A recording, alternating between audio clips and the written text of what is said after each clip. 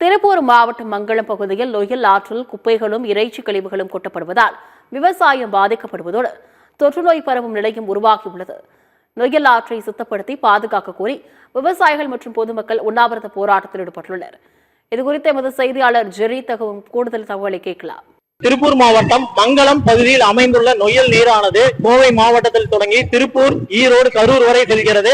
இதனிடையே மங்களம் ஊராட்சி நிர்வாகத்தின் அலட்சிய போக்கு மற்றும் மங்களம் பகுதியில் நொய்யலில் குப்பைகள் கொட்டுவதோடு இறைச்சி கழிவுகளை கொட்டி வருவதால் தற்போது நோய் பரவும் நிலை ஏற்படுவதோடு பகுதியை சேர்ந்த பொதுமக்கள் நோய் தொற்று ஏற்பட்டு பாதிக்கப்பட்டுள்ளனர். இதனை கண்டிக்கும் விதமாக நொய்யல் பாதுகாப்பு அமைப்பைச் சேர்ந்தவர்கள் மற்றும் பொதுமக்கள், விவசாயிகள் 2000க்கும் மேற்பட்டோர் உண்ணாவிரத போராட்டத்தில் ஈடுபட்டு இருக்கிறார். தற்போது இது குறித்து மகேந்திரன் என்பவருடன் நான் கேட்போம். இந்த நொய்யல் நதியானது கோயம்புத்தூர், திருப்பூர், ஈரோடு, கரூர் இந்த 4 மாவட்டங்களை கடந்து செல்கிறது.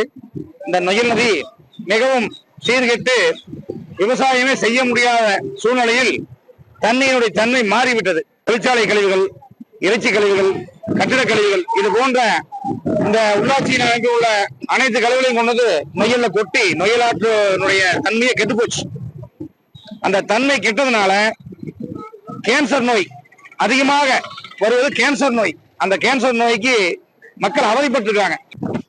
இதையெல்லாம் சுத்தம் பண்ணி கொடுக்க சொல்லி சட்டமன்றத்துல எதிரொலிக்கிற மாதிரி சிஎம் கவனத்துக்கு கொண்டு சென்று இந்த நொய்யலை பாதுகாப்பதற்கு உரிய தொகையாக 500 கோடி 1000 கோடி ஒதுக்கி ஒரு கால நடவடிக்கை எடுத்து மக்களை காப்பாற்ற வேண்டும் என்று, நொய்யலை காப்பாற்ற வேண்டும் என்று, இந்த விவசாயியை காப்பாற்ற வேண்டும் என்று நாங்கள் கோரிக்கை வைக்கிறோம். சட்டமன்றத்தில் இதற்கான நிதியை ஒதுக்கி இந்த நொய்யலை காப்பாற்ற நடவடிக்கை எடுக்க வேண்டும் என்பதே இப்பகுதி விவசாயிகள் மற்றும் பொதுமக்களின் கோரிக்கையாக உள்ளது. சத்தியம் செய்திகளுக்காக திருப்பூரிலிருந்து ஜெரி.